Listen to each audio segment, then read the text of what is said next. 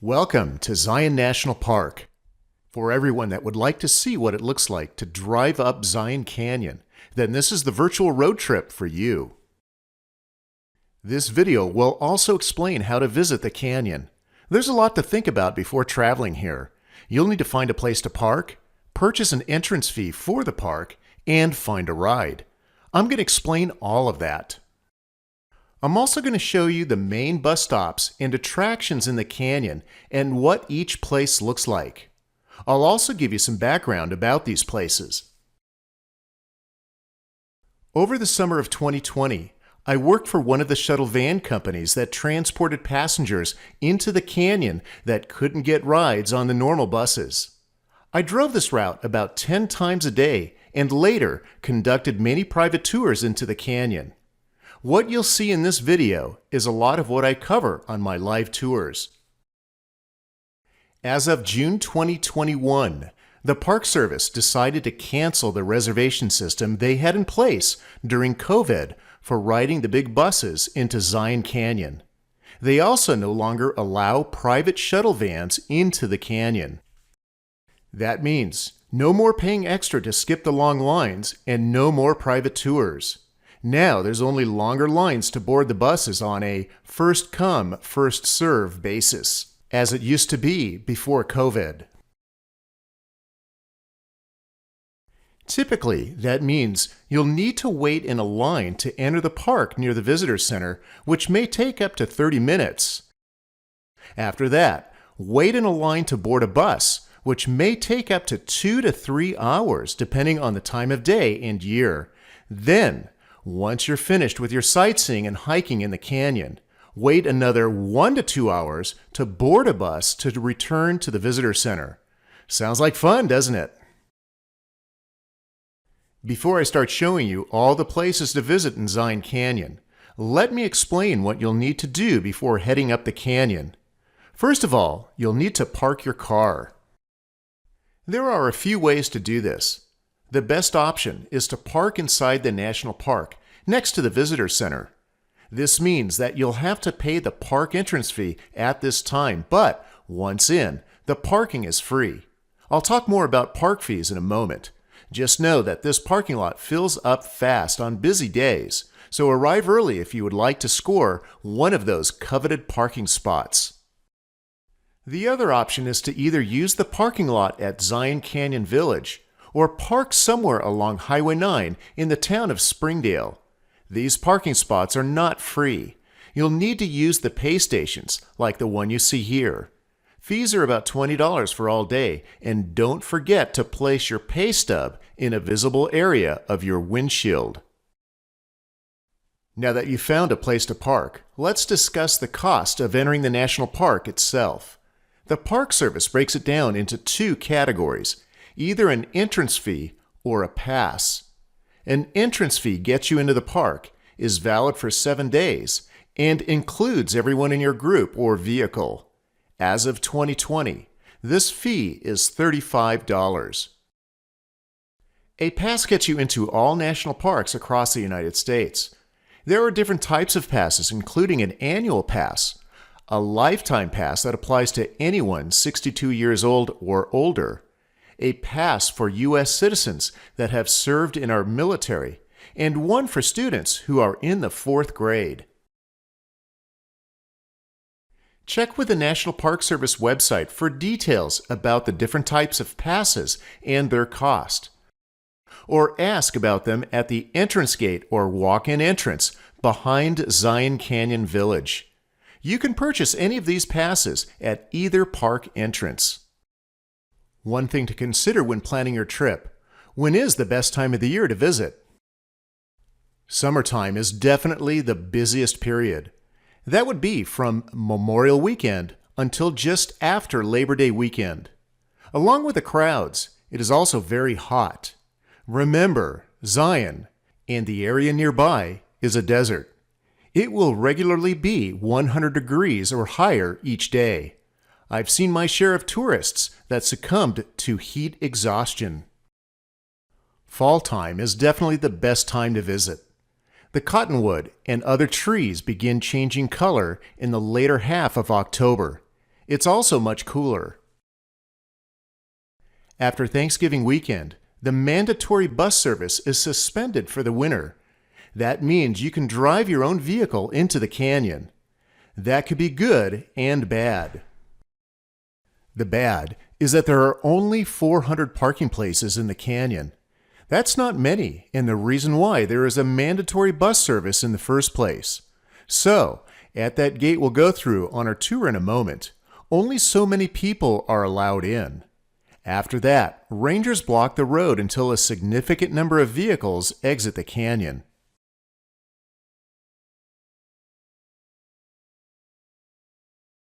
Winter often brings snow to Zion. That can be a rewarding experience. See our other video that shows Zion in the snow.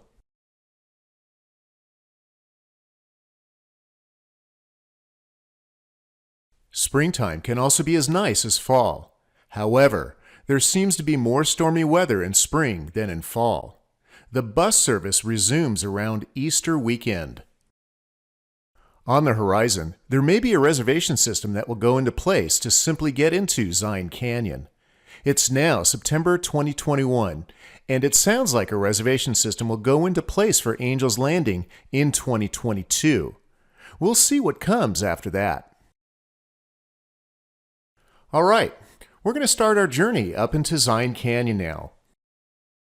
We'll exit the parking area of Zion Canyon Village and drive this short distance to the park's front entrance. Hopefully the line won't be too long. Soon, the driver will talk to the ranger to make sure everyone has either paid their entrance fee or has a pass. Just after the entrance gate, the road leading to the right goes to the visitor center. You can drive there or walk it from Zion Canyon Village. Don't miss seeing the visitor center. We pass by the South Campground, which is closed in the winter. The park has two campgrounds. The other one, called the Watchman Campground, is located on the other side of the visitor center. Reservations are required. We're currently traveling on Highway 9, which stretches from I-15 in the west to US 89 to the east. This left turn goes to Zion's Human History Museum, which previously was the visitor center from 1968 to 2000. Because of COVID, however, it is currently closed and we don't stop here. As we pass, there's a great view of what's known as the Towers of the Virgin, including West Temple on the left and the Altar of Sacrifice on the right.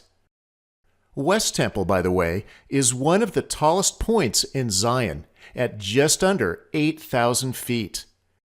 It can be seen 30 to 40 miles away in various directions, such as when you come up from Las Vegas or from Cedar Breaks National Monument. Since we're heading up the beginning of Zion Canyon, you might like to know a little about its beginnings. The first inhabitants here were Native Americans. Starting around AD 1250, these people were the Paiute. In the late 1850s, Mormon pioneers began settling this area, including Zion Canyon. By 1900, it was recognized that Zion Canyon is a place of extreme beauty and should be protected. In 1909, President Taft signed the order to preserve this area, which was originally named Makuntaweep National Monument. In the Paiute language, Makuntaweep means stand up tall or stand up straight canyon. It was named by famed Southwest explorer John Wesley Powell, who was the first person to navigate the Colorado River through the Grand Canyon and was responsible for naming many things in this area, including West Temple. As more people visited the new national monument, they began to realize just how very special this place is. In 1918, the newly created National Park Service drafted a proposal to designate it as a national park, which the U.S. Congress approved in 1919. In an effort to find an easier name to pronounce than Makuntaweep, inquiries were made to find out what local people called the canyon. It was a Mormon pioneer who first referred to this canyon as Zion. It is a Hebrew word that was later interpreted by Mormons to mean a place of safety and refuge. So, in 1919, it became Zion National Park. The park became increasingly popular to visit as highways, such as the one you're traveling on now, were built leading to the park in the 1920s. After crossing the bridge, we'll turn left onto Zion Canyon Scenic Drive. If we continued on Highway 9, it will make a steep ascent up the cliffs ahead and head east. If you have time during your visit, be sure to drive Highway 9 to the east entrance of the park. Here you'll pass through a historic tunnel and, on the other side of the tunnel, see a spectacular landscape of swirling, colorful sandstone, which is very different than what you'll see here in the canyon.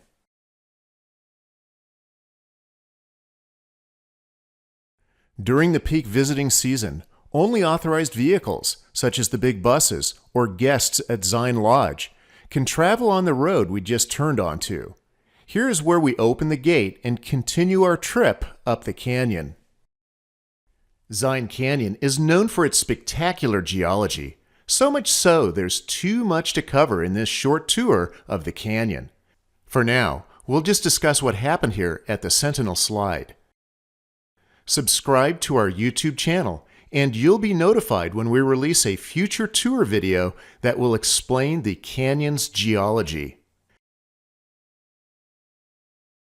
We now start to climb a bit of a hill. There's a reason this hill is here. On the left is what's called the Sentinel Slide. This was a huge landslide that, according to geologists, occurred about 8,000 years ago. It happened when a large sandstone monolith, such as the ones you see high above, collapsed and filled up the whole canyon here, causing the water of the Virgin River to be dammed up. This formed a rather large lake behind the landslide that filled most of Zion Canyon. This lake lasted for about 100 to 200 years until the Virgin River finally eroded through the landslide and drained the lake. You'll notice that after we finish climbing the hill, the rest of our trip will be on relatively flat ground. That's because when silty sediment from further up the Virgin River drained into the lake, it sank to the bottom and formed a flat surface. Halfway through the landslide, we pass by this more recent landslide. It occurred in 1995 and stranded several hundred people in the canyon for a few days. They were able to leave after a temporary road was bulldozed through the debris. We reach the top of the hill and, lo and behold, the road and valley beyond is flat. On our left is the Court of the Patriarchs, one of several iconic landmarks in Zion. Sometimes, the big buses don't stop here. Check ahead of time at the Visitor Center if there is access to this area. Here you can hike up to an overlook of the 3 gigantic sandstone monoliths.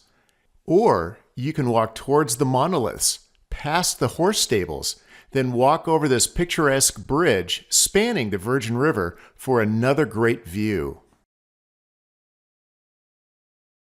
It was a painting of these Court of the Patriarchs done by Frederick Dellenbaugh and displayed at the St. Louis World's Fair that stimulated interest in Zion.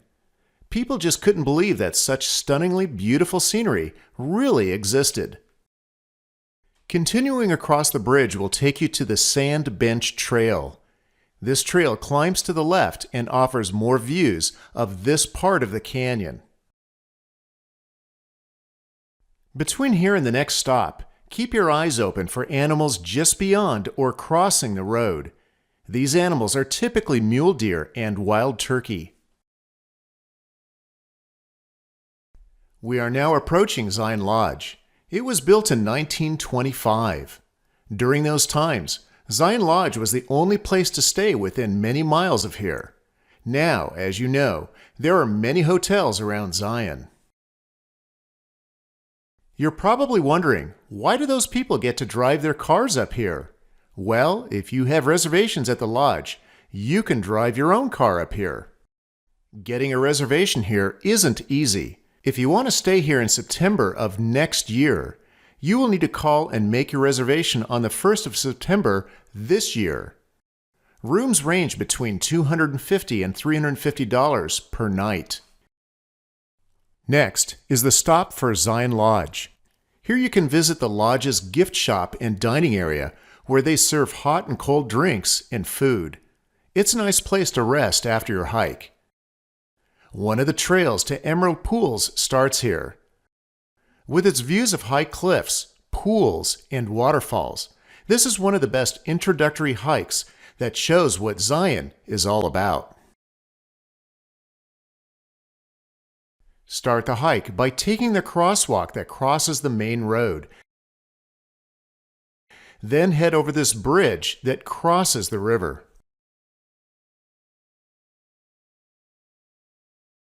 In my opinion, the best way to hike Emerald Pools is by turning right after crossing the bridge.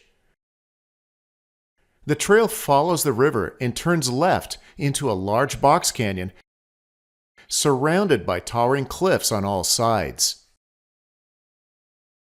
The trail then descends as you walk under a waterfall that spills over from a rock ledge above. Soon you'll be walking on top of this same ledge. After passing under the waterfalls, the trail climbs up a series of steps, passes through a big split rock, and comes to a junction. Turning right goes onto the Kayenta Trail and heads to our next shuttle stop called the Grotto. Turning left will continue the loop hike through Emerald Pools. The trail passes by pools of the trail's namesake, offering reflections of the cliffs above. Then it turns a corner with great views of the canyon and the lodge below. The trail then descends steeply and returns to the bridge you started on. If you follow the route I just described, this hike is about 2 miles long with a slight elevation gain and is often in the shade. Best lighting is in the morning. Make sure you hike it with sturdy shoes and, like all other hikes, take some water with you to drink along the way. As mentioned, our next stop is called the Grotto. This used to be the name of a campground here, but it was removed decades ago. Now it is the starting point of 2 hikes, the Kayenta Trail that goes back to Emerald Pools and one of the park's most popular hikes, Angel's Landing. The sandstone house here, which is now the artist-in-residence home, was actually the original visitor center that was open from 1933 until 1968. To start either hike, walk this route. Cross the street.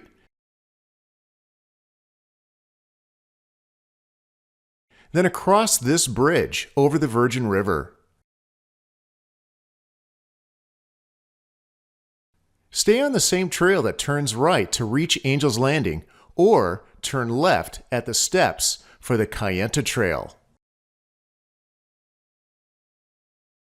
Angel's Landing is a 4 to 5 mile round-trip hike with a 1,500-foot elevation gain. This hike is notorious for its chains section, which is the last half mile of the hike that takes hikers all the way to the top. Be very careful with the dangerous drop-offs on this hike. You must take responsibility for your own safety. Using the chains to climb to the top can be risky, but climbing it to just scout lookout is a rewarding experience. The rewards of hiking Angel's Landing is the spectacular views of the canyon below and the sandstone cliffs above. The trail also passes through scenic Refrigerator Canyon, then climbs up a series of 21 switchbacks called Walter's Wiggles. Scout Lookout is reached at the end of Walter's Wiggles. Turning right leads to the chains. turning left leads to the West Rim Trail, which is a great alternative if you feel uneasy with hanging onto the chains to climb the last portion of Angel's Landing.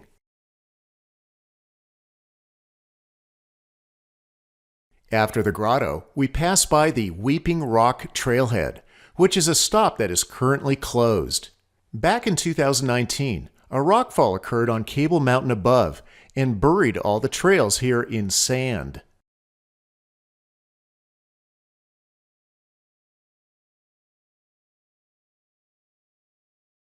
You're watching a video that someone took of the rockfall occurring while they were on top of Angel's Landing. Fortunately, nobody was killed, and, amazingly, only 3 people were injured.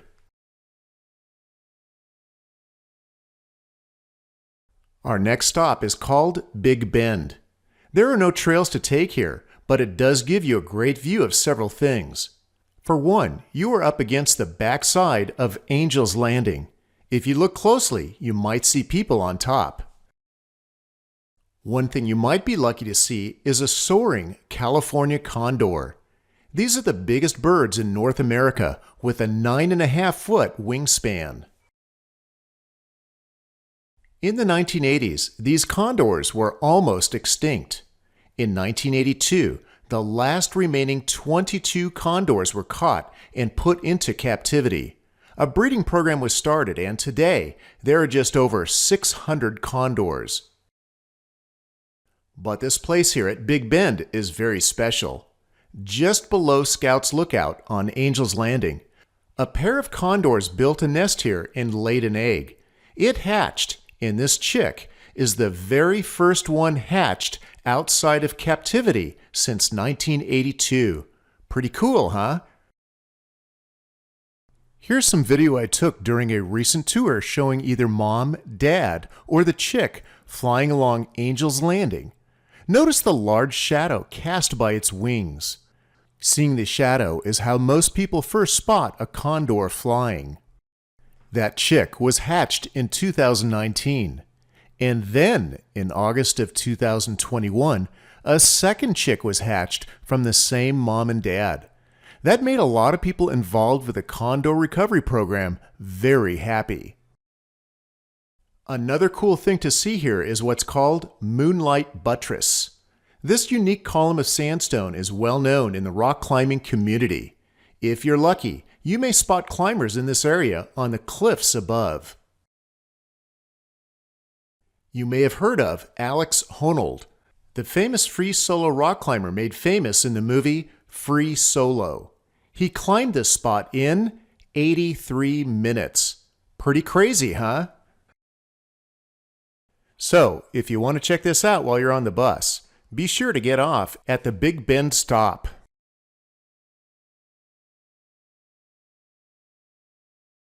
As we continue down the road, you'll notice the canyon is becoming narrower. Soon, we'll be at the end of the road. That can only mean one thing. We are almost at our final stop, the Temple of Sinawava.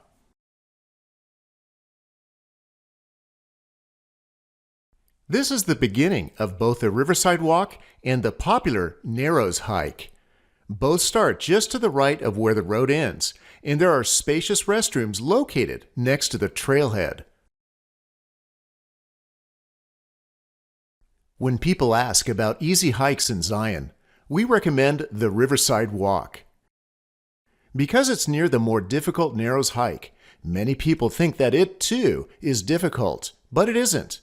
It's really a flat, easy, and pleasant walk alongside the Virgin River. The Riverside Walk's paved surface makes it a great trail for people with strollers and wheelchairs to enjoy. It's about 1 mile long, making it a 2-mile round trip.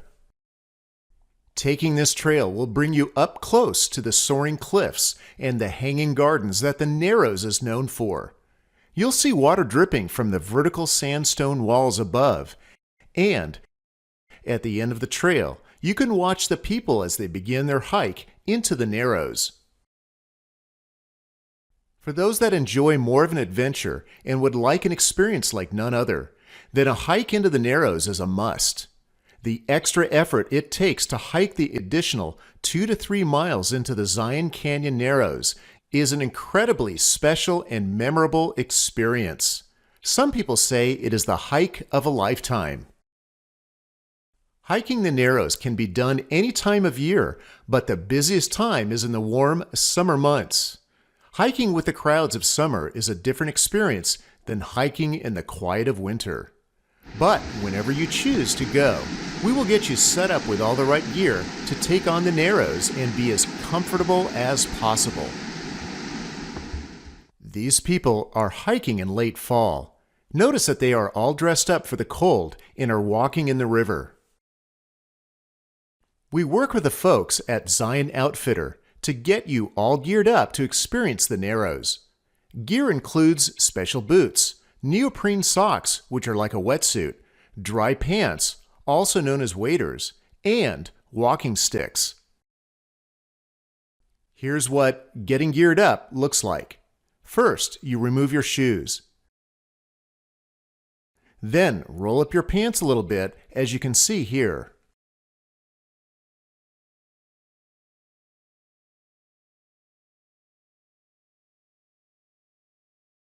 Next, put on the rubber dry pants. There's a tight-fitting gasket on the bottom end, so carefully fit that over your ankle.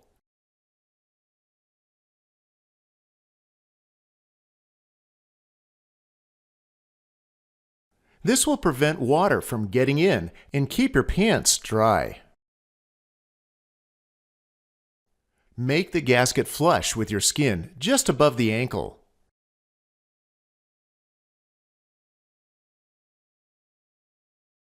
Repeat the same thing with your other leg.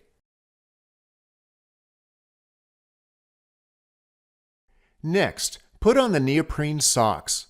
Pull them up just over the gasket.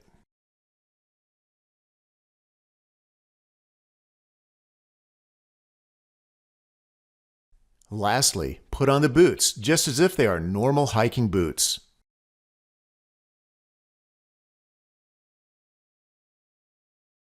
After tying the laces, make sure to wrap this strap around the knot so that the boots don't come untied when you're walking in the water.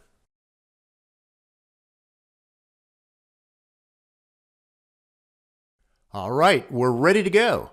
When you step into the water, it is normal for the boots to leak a little and you'll feel water, but the neoprene socks will warm your feet right up. Once you're in the water and on your way, hiking up the Narrows is a magical experience. You'll want to start your hike between 9 and 11 a.m. for optimal lighting. Depending on how far you want to go, the hike can take between 3 to 6 hours round trip. After walking up the river for 2 miles from the end of the Riverside Walk, you'll reach what's called Wall Street. This is the most beautiful part of the canyon, and you'll know you've reached the 2-mile mark when you see this side canyon, which is the only canyon that you can walk up. This is Orderville Canyon.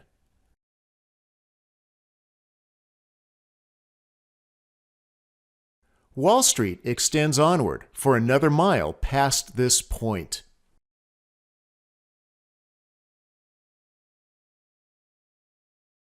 For most of the hike, you'll be walking on rounded boulders just under the water. It takes some getting used to, so start out slow and you'll soon get the hang of it. Using the walking sticks that are provided really helps out. Thanks for going on our tour up Zion Canyon. We hope you learned enough to enjoy your visit to Zion even more.